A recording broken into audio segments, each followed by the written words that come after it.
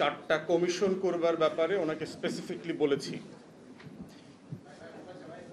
তার ভিতরে আপনার একটা কমিশনের ব্যাপারে যেটা বারবার বলেছি সেটা হচ্ছে যে গত আওয়ামী 16 বছরে গুম, খুন, গণহত্যা, আয়না ঘরের নামে বাংলাদেশে যা যা হয়েছে সেটার জন্য একটা পাবলিক কমিশন করবার জন্য,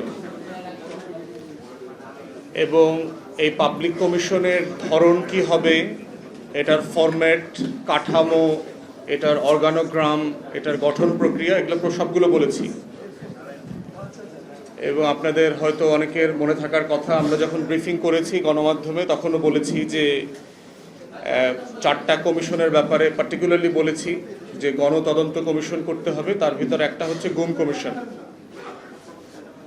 এবং ওই ঘটনার পর থেকে দেখবেন যে আমাদের তরফ থেকে যে বারবার বলা হচ্ছিল এইটা বাংলাদেশের বিভিন্ন এস্টাবলিশমেন্ট এই কমিশনটা করতে বাধা দিচ্ছিল।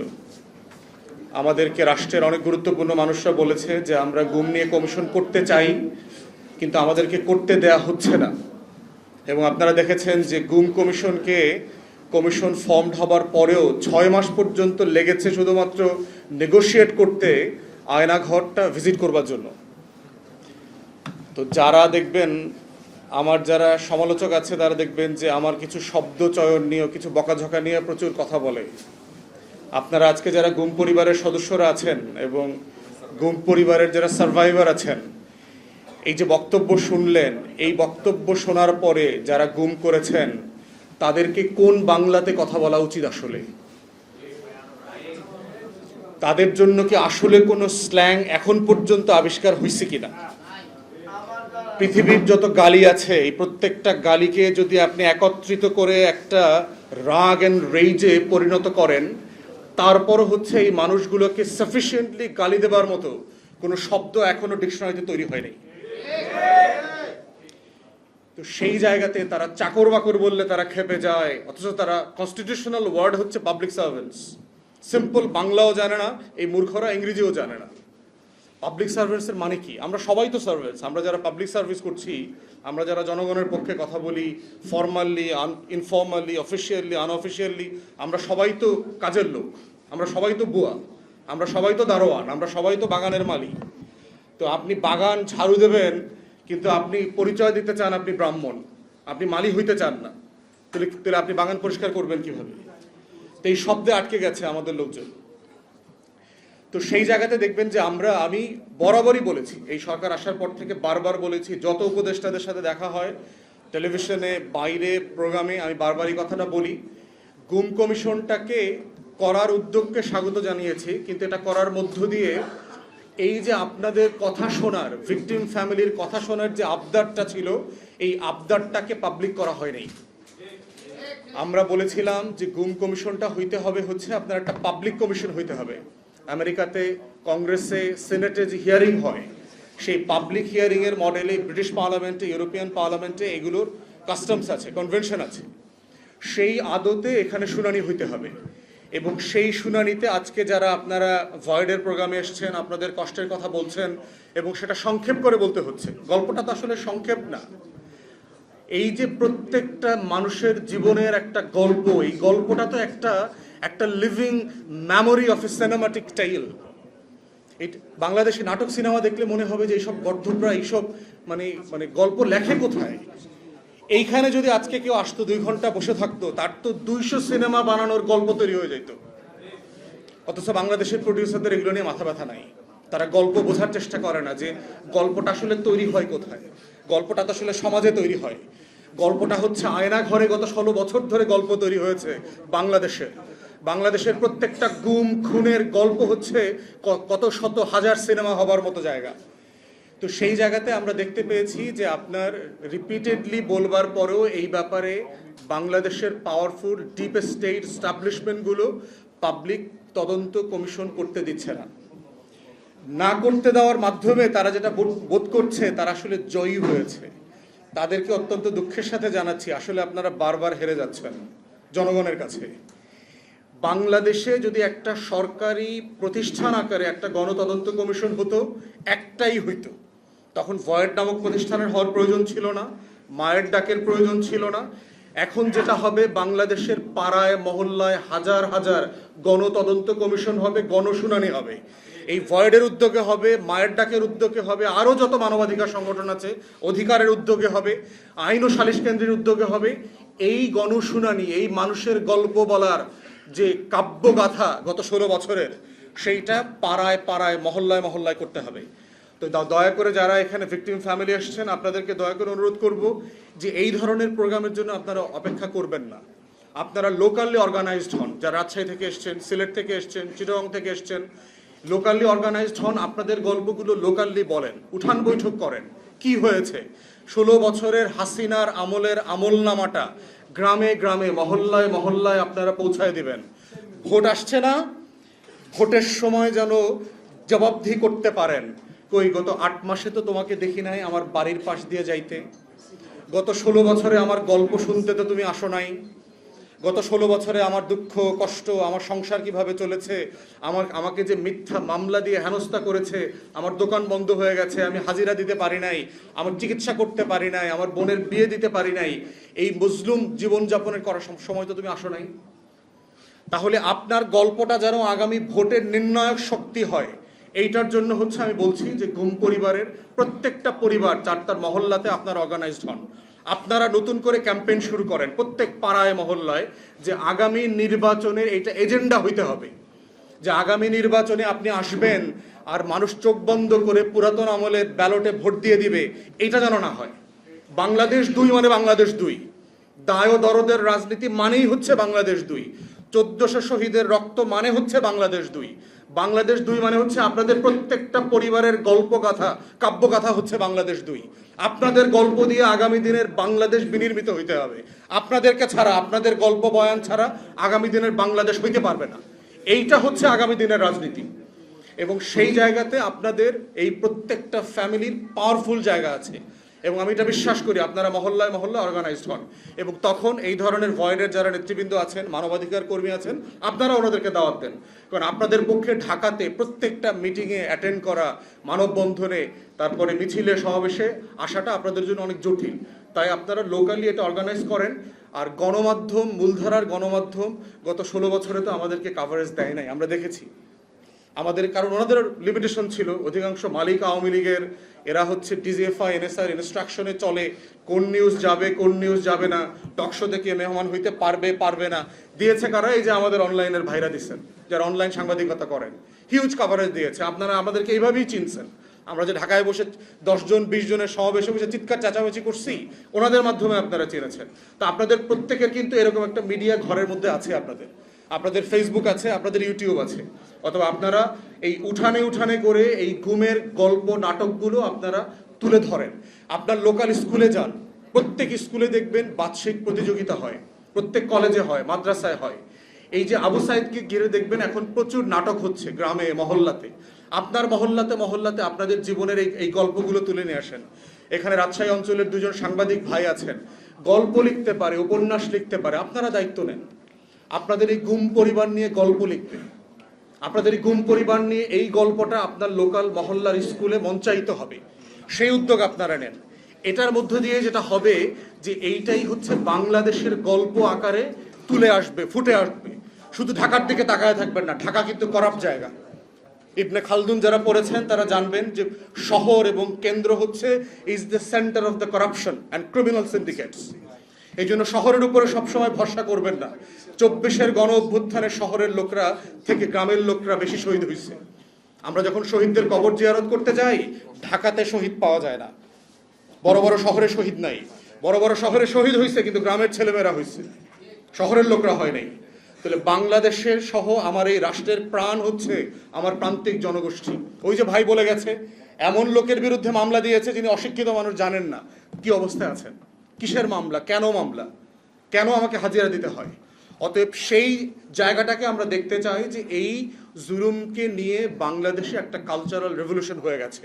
এবং আমি ভয়েডকে অনুরোধ করব, আরও যারা অধিকারের নেতৃবৃন্দ এখানে আছেন তাদেরকে অনুরোধ করব যে আপনারাও এই ইভেন্টগুলোকে মানে প্রান্তিকে নিয়ে যান। মানে এটা যেন শুধু শহরের মধ্যে না থাকে, প্রান্তিকের গল্পগুলো যেন ফুটে ওঠে। এখন হচ্ছে যে আপনার এই হইল কেন? এই যে গুম খুনের আয়না ঘরের জল্লাদ ঘরের যে নাটক দেখলাম আমরা 16 বছর, এই গল্পের শুরুটা কোথায় দেখেন? এই গল্পের শুরুটা হচ্ছে যে আপনার ক্লাশ অফ সিভিলাইজেশন যদি কেউ পড়ে থাকেন, হান্টিংটনের theory, end of history, Fukuyama, আপনার পিনাক নামে আমেরিকার থিঙ্ক ট্যাঙ্ক আছে, project for new American century, যেটা 90 দশক থেকে তারা এটা নিয়ে কাজ করেছে। প্রত্যেকটা সুপার পাওয়ারকে তার এনিমি প্রজেক্ট করতে হয়, যে আমার ফিউচার এনিমি কে। এটা সব সুপার পাওয়ার করে। এটা যখন মুসলমানরাও যখন অটোমানদের মতো মানে সারা দুনিয়া বিজয় করে বেরিয়েছে, অথবা বাগদাদ থেকে আব্বাসিদ, উমাইয়াদরা যখন দুনিয়া শাসন করেছে, ফাতেমিদরা করেছে, সাফাবিদরা করেছে, তারাও করেছে। এটা ক্ষমতার সাথে সম্পর্কিত। তো ফিউচার প্রজেকশনটা এনিমি সাপেক্ষে করতে হয়। তো সেইখানে আপনার দেখবেন যে 90 দশকের যদি লেখাজোখাগুলো পড়েন, আপনার দেখবেন যে বিখ্যাত বইগুলো এসছে, প্রত্যেকটা বইতে ফিউচার এনিমি আকারে ইসলাম, মুসলিম সোসাইটি, মুসলিম কান্ট্রি এবং মুসলমানদের সভ্যতাকে আইডেন্টিফাই করেছে তারা, যে পশ্চিমা সভ্যতার আগামী দিনের শত্রু হচ্ছে মুসলমানরা। এবং জেনারেল ম্যাকক্লেস্কি নামে আমেরিকান বড় জেনারেল ছিল, তার একটা ইন্টারভিউ আপনারা ইউটিউবে এখনো পাবেন। সেটা হচ্ছে 1/11-এর ঘটনার আগেই পেন্টাগনে উনি গেছেন, ফেরবার পথে ওনার এক জুনিয়র অফিসার বলছে যে এখানে তো প্ল্যান হয়েছে 7টা মুসলিম দেশে যুদ্ধ করা হবে, ফ্লাট করে দিতে বলা হয়েছে। তো উনি আশ্চর্য হইলেন যে 7টা মুসলিম দেশ, তো আমরা মানে এটার কারণ কি, কেন হবে এটা? বলে স্যার এত কিছু জানি না, বড় ধরনের ইভেন্ট ঘটবে। তখনও কিন্তু 1/11 হয় নাই। এটা আমেরিকান জেনারেলের বক্তব্য, তার ভিডিও বক্তব্য আছে। এবং সেখানে সে বলছে এই যে মুসলিম দেশগুলো যেটা দেখলেন না, এখন সিভিল ওয়ার চলছে, গৃহযুদ্ধ চলছে, একের পর এক নাস্তানাবুদ হয়ে এই উসিলায় সেই উসিলায়, গণতন্ত্রের উসিলায়, এর পক্ষে সের পক্ষে, জঙ্গিবাদ, মৌলবাদ, এই আল কায়েদা, আইসিস, খেলাফত, বাগদাদি, যত কিছু দেখলেন না, ওসামা বিন লাদেন টাদেন, এই সব নাটকের গোড়া হইল ওই জায়গাটাতে, যে সুপার পাওয়ারের ফিউচার এনিমি প্রজেকশনটা কি, ফিউচার শত্রু প্রজেকশনটা কি। যেভাবে আমরা বলছি না যে ভারত আমার শত্রু রাষ্ট্র, কারণ বাংলাদেশকে রাষ্ট্র সাপেক্ষে বেঁচে থাকার শর্ত হচ্ছে তার শত্রু এবং স্বার্থ সম্পর্কে অবগত থাকা। তো আমরা যেভাবে আমার রাষ্ট্রের সাপেক্ষে, আমার স্বাধীনতা, সার্বভৌমত্ব, জাতীয় স্বার্থ সাপেক্ষে বলছি যে ভারত, মিয়ানমার আমার শত্রু রাষ্ট্র, ঠিক একইভাবে সুপার পাওয়াররা তার শত্রু রাষ্ট্র, শত্রু পক্ষকে সেটা আইডেন্টিফাই করেছে এবং এই পলিসি তারা চেঞ্জও করেছে। গত 2-3 বছর আগে অফিসিয়ালি পেন্টাগন, স্টেট ডিপার্টমেন্ট তার ফিউচার প্রজেকশন চেঞ্জ করে এটাকে চায়নাতে নিয়ে আসছে, যে তার ফিউচার এনিমি প্রজেকশন হচ্ছে এখন চায়না। তো সে আলোচনা যাব না। তাহলে সেই জায়গা থেকে দেখেন যে তারা একটা ডিসকোর্স তৈরি করেছে যে মুসলিম কান্ট্রিগুলো, এলাকাগুলোকে সেভাবে ডিল করবে। এই প্রজেক্টের নাম হচ্ছে আপনার ওয়ার অন টেরর। মুসলমানদের বিরুদ্ধে, ইসলামের বিরুদ্ধে নিরন্তর যুদ্ধের যে প্রকল্প আমরা দেখলাম, 1/11 হইল, এর পরবর্তীতে সারা ইউরোপিয়ান কান্ট্রিতে একের পর এক আপনার জঙ্গি নাটক, খুন, এন্ট্রাপমেন্ট, হাজার হাজার মুসলিম যুবকদেরকে আপনার বিভিন্ন জায়গাতে অ্যালিউর করা, করে করে ট্র্যাপ করে করে জঙ্গি বানানো, সন্ত্রাসী বানানো। সেই নাটকের একটা বাংলাদেশ মানে পর্ব ছিল, যে দেখবেন যখন সিরিয়াল নাটক হয় তখন কিন্তু পর্ব থাকে, পর্ব অত, পর্ব অত, পর্ব অত। এদের হচ্ছে আবার মুসলিম দেশের পর্ব ছিল। এই পর্ব হচ্ছে বাংলাদেশ পর্বের ভিকটিম হচ্ছেন আপনারা। এবং এই বাংলাদেশ পর্বের সাথে আমেরিকান এনিমি প্রজেকশনের সাথে এখানে দিল্লির প্রজেক্টটা এখানে যোগ হয়েছে। এই দুই প্রজেক্টের সাথে লোকাল ন্যাশনাল সিকিউরিটি থ্রেট আকারে হাজির হয়েছে আওয়ামী লীগ, জাতীয় পার্টি, 14 দল, আমাদের সুশীল গণমাধ্যম, এই বিক্রি হয়ে যাওয়া মস্তিষ্ক যেগুলো আছে, হেলমেট মস্তিষ্ক যেটা আমাদের তরুণরা বলেছে, এই হেলমেট মস্তিষ্করা হচ্ছে এই পুরো চক্রের অংশ। অতএব সেই জায়গাটাতে বুঝতে হবে যে কেন এই যে ভাই বলে গেলেন দাড়িওয়ালা, টুপিওয়ালা, জুব্বাওয়ালা ধর্ম প্র্যাকটিস করে, তাদের কি করছে। যেহেতু 9/11-এর সময়টা পুরোটা আমি লন্ডনে ছিলাম, লম্বা সময় ছিলাম, এইটার ভিকটিম আমি নিজেও হয়েছি। এই গল্প আপনাদেরকে অন্য একদিন বলবো আর কি। বাস থেকে নামায় দেওয়া, এখানে নামায় দেওয়া, কাজে গেলে জিজ্ঞাসা করে দাঁড়িয়ে রাখছো কেন, এই ধরনের জায়গা সভ্যতার যারা, এটা তো নিজেদেরকে সভ্য দাবি করে না, ওই সব জায়গাতেও আমরা ফেস করেছি। একই সিভি ওখানে জরিপ করা হয়েছে, একই সিভি, এক্স্যাক্টলি লেখাপড়া সব সমান, শুধু নামটা চেঞ্জ করে দেওয়া হয়েছে। মোহাম্মদ অমুকের জায়গায় জন ডেভিস দিয়ে দেওয়া হয়েছে। তাকে ইন্টারভিউতে ডাকে, কিন্তু ওই মোহাম্মদ নামধারী লোকটাকে আর ইন্টারভিউতে ডাকে না। একই CV, exactly same CV, exactly same CV. একটা মুসলিম মেয়ে হিজাব পরে, নেকাব পরে, তাকে আর ডাকে না, কিন্তু একটা মহিলাকে ডাকে যিনি এই কাজের সাথে জড়িত না, তিনি নন মুসলিম। একই CV, exactly same work experience, same educational background. তো এই ডিসক্রিমিনেশনগুলো আমরা দেখেছি।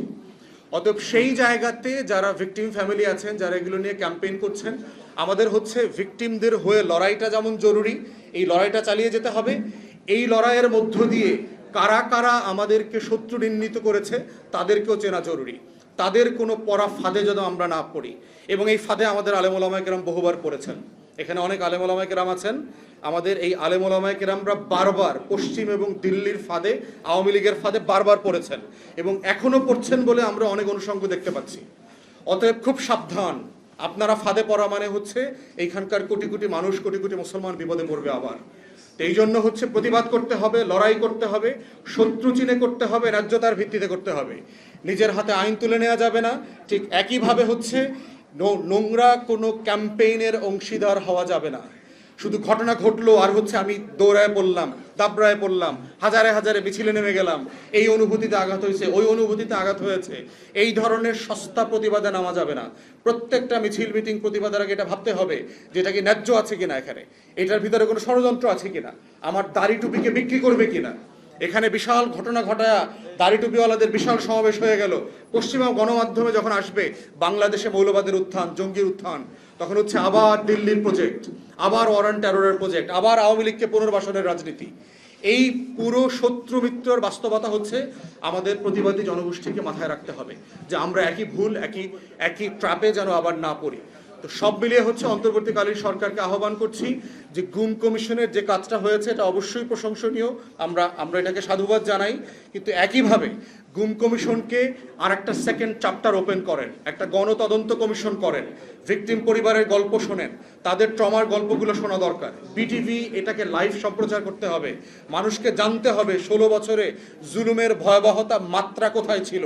এইটা জানলে পরে বুঝবেন আওয়ামী লীগের পুনর্বাসনের রাজনীতির আলাপ তোলার সাহস এই দেশে কোথায় আসে, সে তখনও বোঝা যাবে।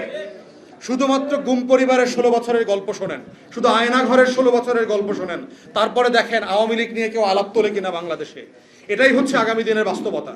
এবং যদি এটাকে দিয়ে আপনারা সাপ দিয়ে মাছ ঢাকার ব্যবস্থা করেন, চেষ্টা করেন, পারবেন না। এটা আবার ইমপ্লোড করবে। কারণ কষ্টকে যদি আপনি ইনসাফের ভিত্তিতে ভেন্টিলেট করতে না দেন, এই কষ্ট বারবার জেগে উঠবে, এই কষ্ট বারবার বিভিন্ন ফর্মে ফিরে আসবে এবং সেই কষ্ট আপনি নিয়ন্ত্রণ করতে পারবেন না। এর একমাত্র জায়গা হচ্ছে এই কষ্টের কথা শুনতে হবে, ইনসাফ করতে হবে। প্রত্যেকটা ব্যক্তি, প্রত্যেকটা পরিবার, প্রত্যেকটা মজলুমের প্রতি ইনসাফ করাই হচ্ছে বাংলাদেশ 2-এ দায় এবং দরদের রাজনীতি। আপনাদের এই লড়াইতে আমরা আছি, থাকবো ইনশাল্লাহ, যতদিন না পর্যন্ত ইনসাফ পাওয়া যাচ্ছে। সবাইকে অসংখ্য ধন্যবাদ। আসসালামু আলাইকুম।